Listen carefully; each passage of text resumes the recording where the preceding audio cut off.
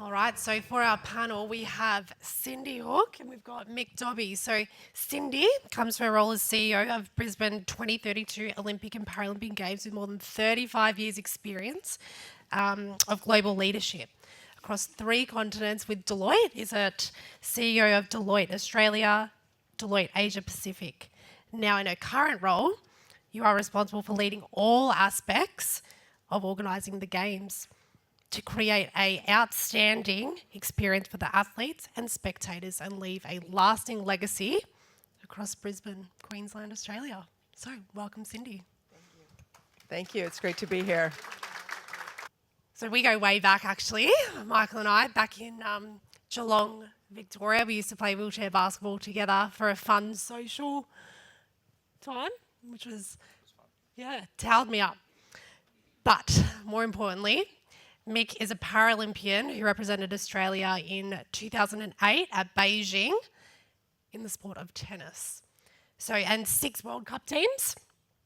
His leadership experience includes the time as Chief of Staff for the Assistant Minister for Social Services and Disability Services in the Turnbull government, and now as a strategic advisor at AMP, the world's largest human servicing company, where he works directly with CEOs to provide greater opportunities and services to people with a disability.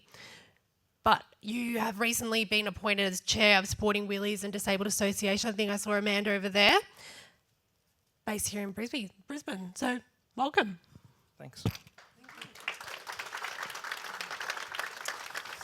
So it was great that you're both here to hear Kieran, actually. So, Cindy, some challenges. We got 12. He's just said we've got 12 months to really get our story right for the future to take to our federal government. We know the Queensland government's very supportive. Anastasia Palaszczuk is on the organising committee. How do you see, I mean, obviously you took the role, you almost retired, you went back to the US and you thought you were going to put your feet up. And then this role has brought you back with a new level of excitement. There's lots of work to be done. So how do you see the Games enhancing and helping community sport and high performance sport over the next 30 years, I guess? Yeah, that's right. Good to see you, by the way.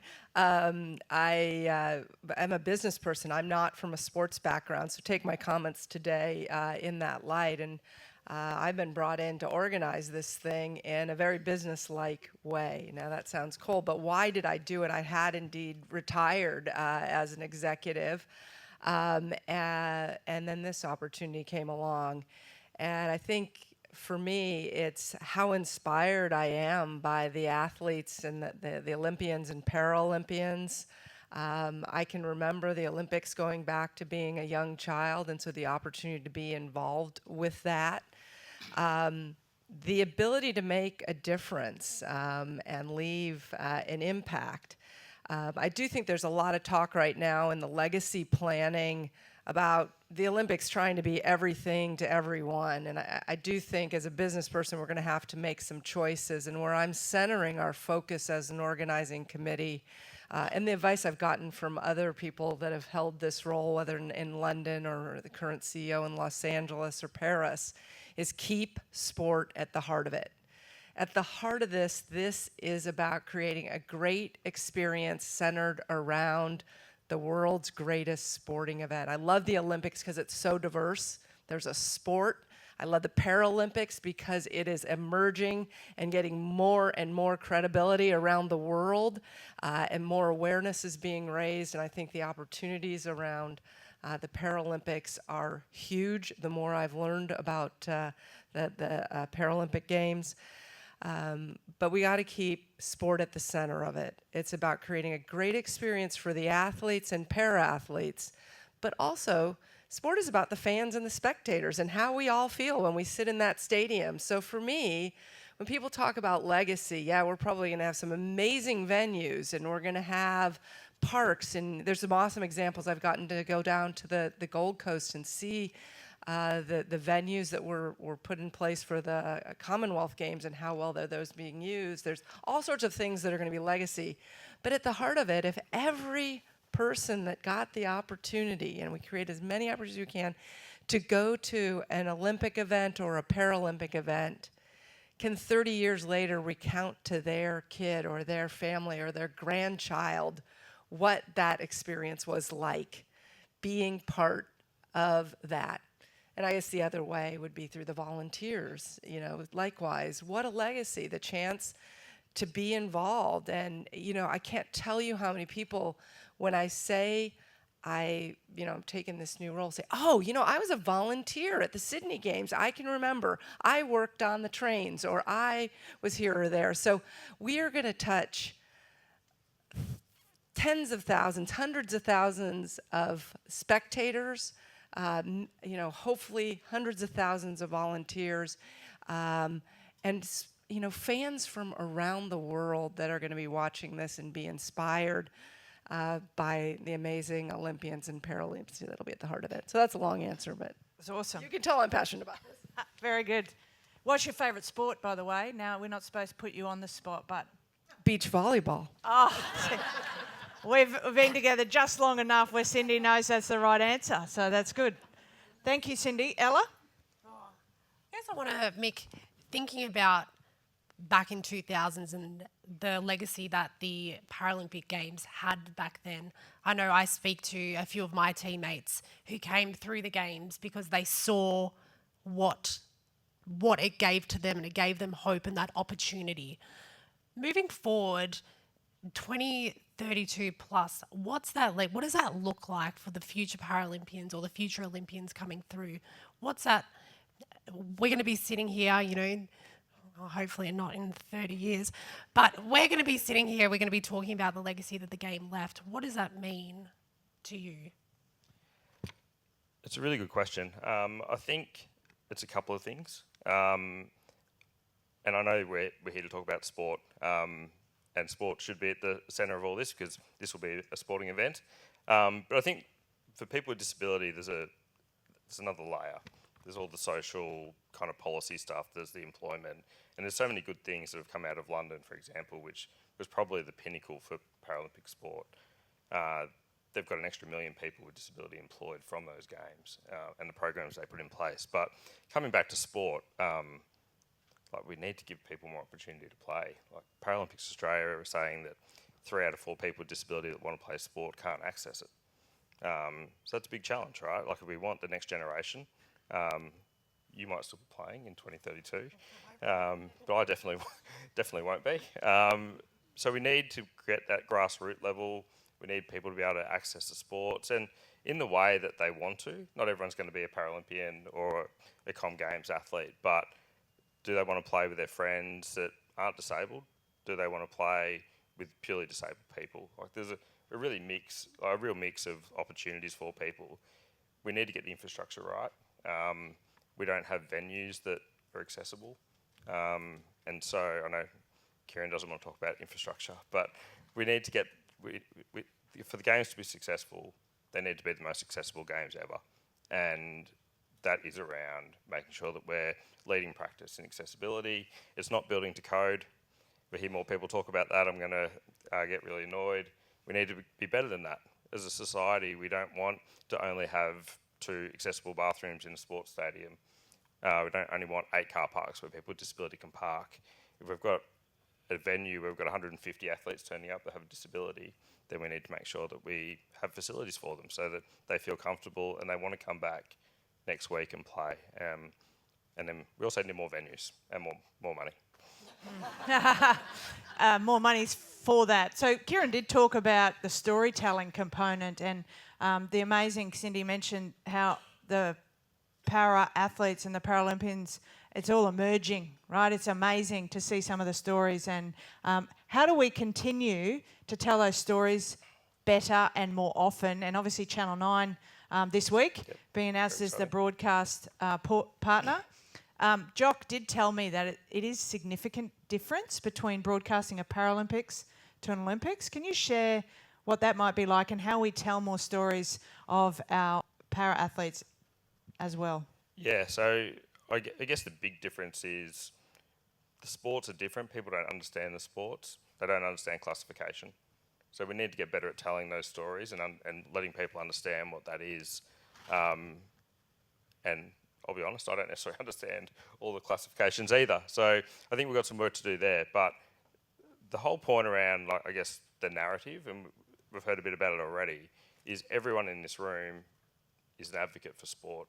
We're an advocate for making sport more inclusive, and we need to make sure that we're telling those stories to the right people. As a collective, we need to be going to government with the right message, with the same message, and that is really around Paralympians are part of this. They're growing. We've got more exposure now through the likes of Dylan and Kurt, but there's 400 other athletes that are going to be competing at 2032. So we need to tell their stories, and we need to tell it in the lead up so that they've got the same opportunities for sponsorship and partnerships and the ability to earn money while they're doing it. Great. And Cindy, you talked about being a business. I just want to amplify in this Paralympics, because I have to admit I had a lot to learn. So I've been studying up. And one thing, if you have not watched Rising Phoenix, it's amazing in terms of profiling both the origin and immersion of the Paralympics, as well as some great stories about Paralympians. And I had to learn more about, what is bocce? How do you play? What are the rules to wheelchair rugby? And I'm no expert, but I think we can make those sports more relatable to everyone. Channel 9, awesome opportunity. I talked to the leaders from Channel 9. They were desperate to get the Paralympics.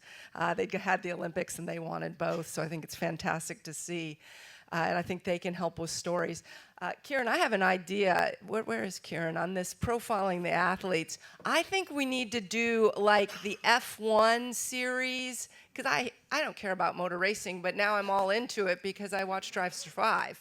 We should do that with the athletes and para-athletes and tell stories. But I think Brisbane has a unique opportunity to take the Paralympic Games to a whole nother level in terms of raising people's understanding, awareness, connection to it. And I think Catherine and Jock are doing an awesome job. So sorry for jumping in there, but No. I'm a big advocate, as you can tell. Great, absolutely. But you talk about business, your business background, and coming in. The Games are a business, and the state and the federal government don't want to lose money, and we know how escalating costs, rising costs everywhere right now. Yeah. Every sport in Q Sport is a business as well. So how do you think, with your experience at global business, how can that cascade down into hockey Queensland, volleyball Queensland, surfing Queensland? Anyone else? 10-pin, sailing, like handball, and we do get a start. We only have played handball in the Olympics when we've hosted, because we haven't been able to qualify a handball team. So in Brisbane 2032, we will see another handball, men and women's team, which is pretty exciting. So how do we bring your experience in running this amazing event that's going to happen in 9 years and filter it down to the businesses in the room that are running sport? Going back to Kieran, it was great to hear his comments, but I think he hit straight on it. Every business needs to be strategic and make choices on who you want to be, what you want to be, what your purpose is, what your values are, and then make choices to drive towards that, and have really good business plans to back that up. Are you just doing what's always been done? The point Kieran made on, we haven't made people healthier through sport in this country or in pretty much any country. No Olympic Games has ever proven that they have increased the participation in sports generally through the games. It's always an aspiration, but it doesn't happen. So just talking straight. So going back to it, I think it really is. If I was running a sporting code, I'd do exactly the same as I am in this role. What is our strategy? What are our strategic choices? What are our priorities? Where will we invest? Where will we not invest? What are the outcomes we're driving for? Holding people to account, and having real solid business plans around everything that you do. I've got to live within my means. We're only going to raise so much commercial revenue and so much ticket sales, and we're not going to the government for money as an OCOG. We have to self-fund, so we're going to have to live within our means and to make the choices necessary to maximize our revenue and to make the choices necessary to live within it. And I think if we look at those strategies in the room for Handball Queensland, to align the strategy into Brisbane 2032 so that it can maybe leverage and for cyclists in the room, whatever we call sit on the, what's it called? The draft. Thank you. Not the wash of the rower. Or hang on Kieran Perkins' wash as he tows us all along. So that's exactly what we want to be able to use this strategy in the room from Brisbane 2032 to be able to amplify some of these messages. I think, and again, it's about collaboration. There is a fair bit of, new to this, but fragmentation in sport and competing against each other, whether between states or areas or territories or sports themselves. And one of the values I'm putting up really strongly for the OCOG is to be collaborative. We're not trying to outdo anybody else. We're trying to work with everybody else and learn from others and find out where we can create synergies that drive better outcomes for all. Yeah, and leading on to that, it only affects the athletes. Essentially, if we're having, state bodies versus national bodies competing against each other, the athletes feel it. It's just like if mum and dad or whoever's at home are fighting, the kids feel what's happening. So if we can all work together to create a really collaborative approach to sport, I think we're going to have the best outcome at the end of the day. So, yeah. Now, Mick, your role with Sporting Wheelies as the chair, we talk about parasport and wanting to get people involved in parasport. What do you think is like the most crucial part of getting people involved in parasport and retaining? So I think a lot of the time when we are involved in parasport, people come along and they're like, okay, not for me, and then they go off along their way. But how do we create an environment that is, people want to be involved, able-bodied, para, whoever else? Yeah, it's really complex, right? Because equipment's always an issue. Like if you've got a new sport, you need to get a new chair. There's best part of $15,000 that goes out the window.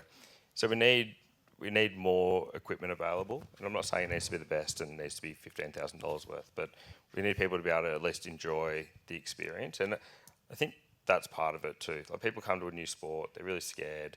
The stat that 3 out of 4 people don't have access to sport that they want to is really confronting, because I have been thinking about it for the last couple of weeks, and there's no silver bullet. We don't just create a new program and people all of a sudden come. We need to make sure that people can get there, that they've got the right support network around them to be able to participate, that we've got the right coaches, the right support staff, that we've got the right funding model. There's people with disability, unfortunately, that can't pay the $60 a term or the $10 a week, or whatever it might be, which is quite cheap, but they might not be able to afford to do that. And so we need to make sure that we've got everyone on board, that we've got all the sports working together to create venues that people can access, that then we can reduce the cost. Like if we're sharing venues, if we're sharing resources, as Kieran mentioned, that then creates an opportunity for people because it's a cheaper sport for them to play. We've got new sports starting out. We've got AFL wheelchair, that's a new sport in Australia. I have to mention it because I'm on the advisory committee there, captain of Brisbane Lions and Queensland. So, but that's a new sport. We need to give people more opportunity to play, and it's not just the Paralympic sports or the Commonwealth Games sports that people want to try. And as I mentioned earlier, they want to play with their friends. Like, I want to play with my little brother came and played a wheelchair AFL game last year. It was great. It was just such a nice moment for him and I to be able to play football together, because we're 15 years apart and we didn't get to play football together before my accident. But having that opportunity to play with him here at Nissan Arena was a really good moment for our family, because mum and dad came along and it was really nice. So, like I said a bit earlier, it's not just we need to create more disabled sports. We need more opportunities for people to participate. That's through gym, it's through health and fitness, it's through lots of different things. Able-bodied people have all the options to do whatever they want, within reason, obviously, but I don't think people with disability always get those opportunities because it's a new program that has to start. So Yeah, and I guess it's knowing what's out there. When I first started in parasport, I was 16, so way past that, that ideal age of an athlete. But I had no idea what was out there. No, Yeah. And I was thinking about it last night. So we've got 9 years to go. So 9 years before Beijing, when I went for tennis, I'd never heard of parasports. I hadn't had my accident yet.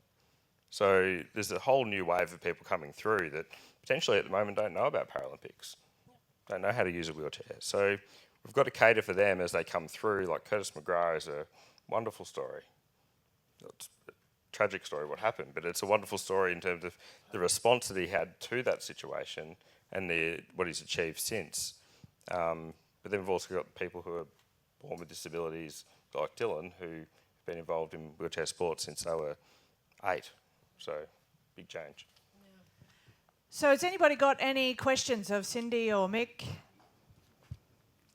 Now's your chance. You've got the CEO of the Organising Committee who has to report to the board tomorrow. Nervous? Second time round? Are you nervous or is it that's all gone? Wow. Can't tell you. Can't. You're on the board. Yeah, that's right. That's probably a good point about reporting to boards. Every CEOs in the room have to report to their boards. How is that relationship for you? You've obviously done it for many years. And what do you like, not specific messages, but what do you like to portray to the board? What's your intention every time you go to a board meeting? Well, now we're getting very corporate, aren't we? Look, I think with a board, my approach has always been really transparent, be really transparent. Don't surprise your board ever. Take them on the journey of what you're trying to accomplish. If we're just laying the groundwork, I mean, we'll get this, we're working on the strategy now. We'll present that to our board in November and then set up how you guys can hold me accountable for what we need to deliver. That gave you a few seconds to think of a question, so nothing from Don't Tell Kim? Hi, Kim. Come. Oh, yes. We've got one up the back. Up the back. Thank you, and a wonderful panel. Lindsay Rees from the Australian Sports Commission. A key part to business strategy is being able to have the data and evidence to justify the outcomes that you're striving for. Inherently in sport, data collection, quality of information we're collecting about impact, about our participants, our athletes, etc., is very fragmented and quite difficult. What's your advice to sporting organisations, to governments around enhancing the quality of our data so we can have a stronger advocacy message?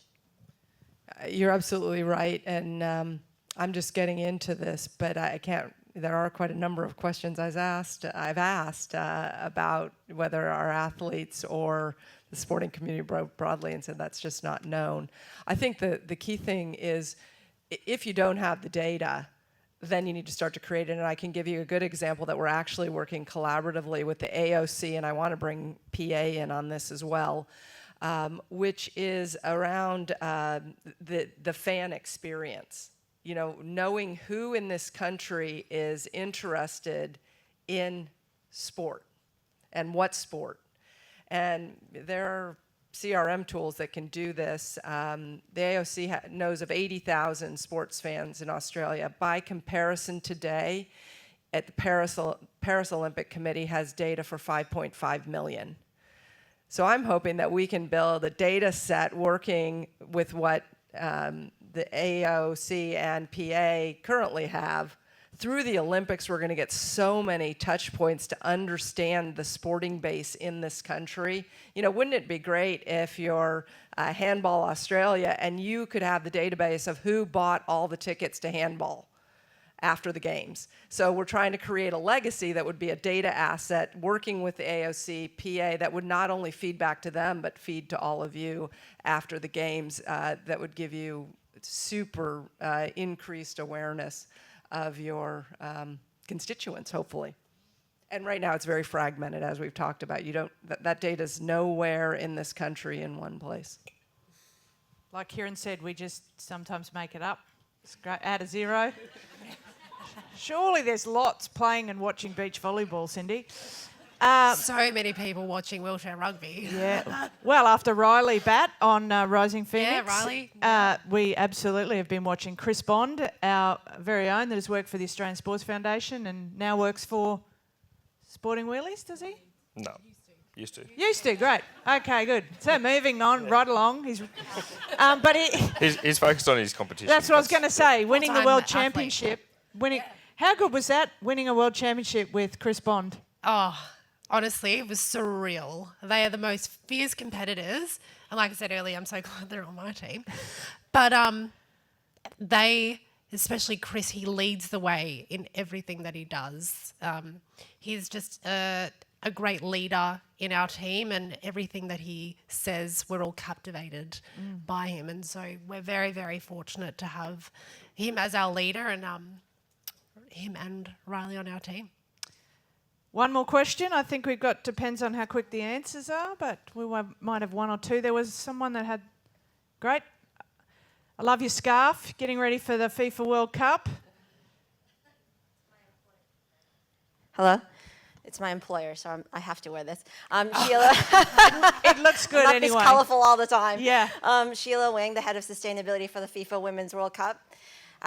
Just a question, governance around sustainability. What is that looking like for you as the CEO reporting into the board? What are the expectations around that? How are you going to be reporting on ESG?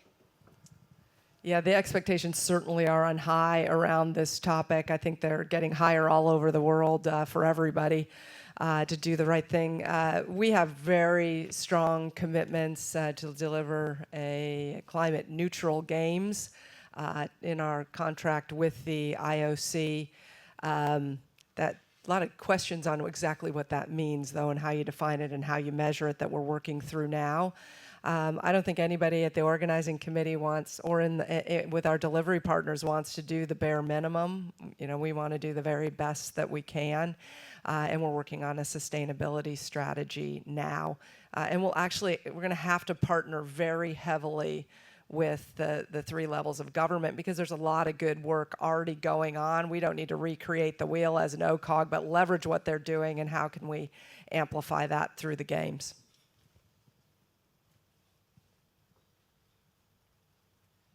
Go, Tim. Both, either.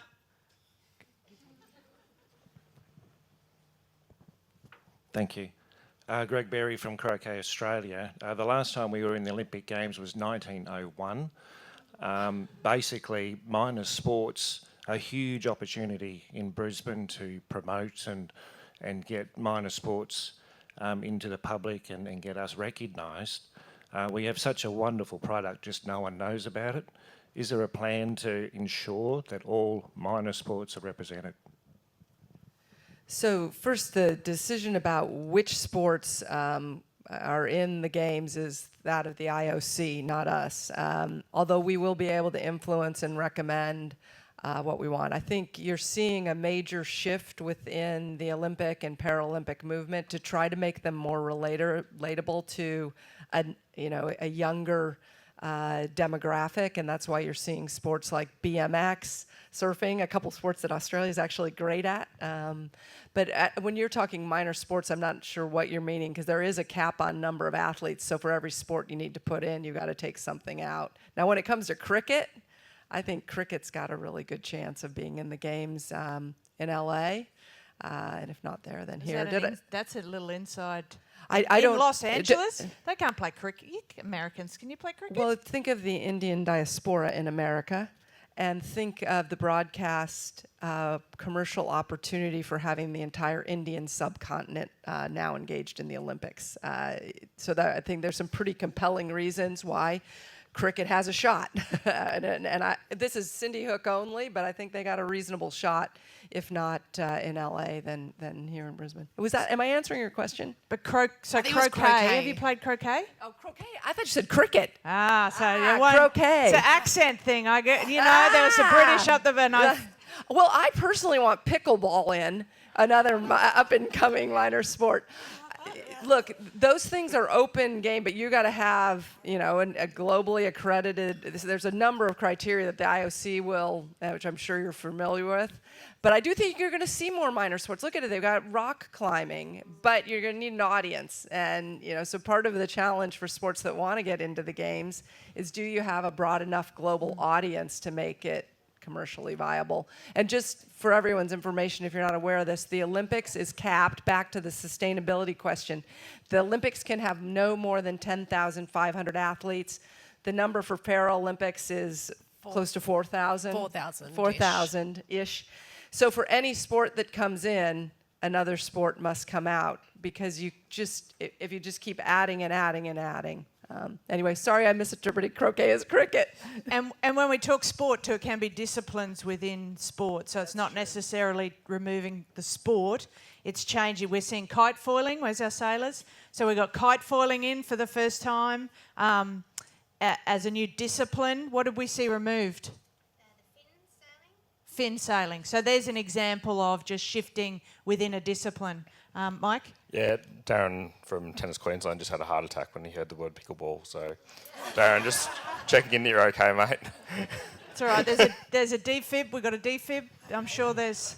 I won't tell you that in order to play pickleball, I go out on Sundays here in Brisbane and we tape the court onto the tennis court to be able to play.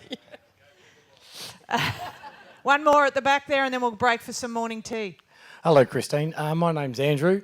I won't name the company, but I'm an AV supplier. And one of the key learnings I took away from Commonwealth Games that we had on the Gold Coast, that there was a missed opportunity we're talking about legacy, and we're talking about infrastructure programs and venues and clubs having added facilities.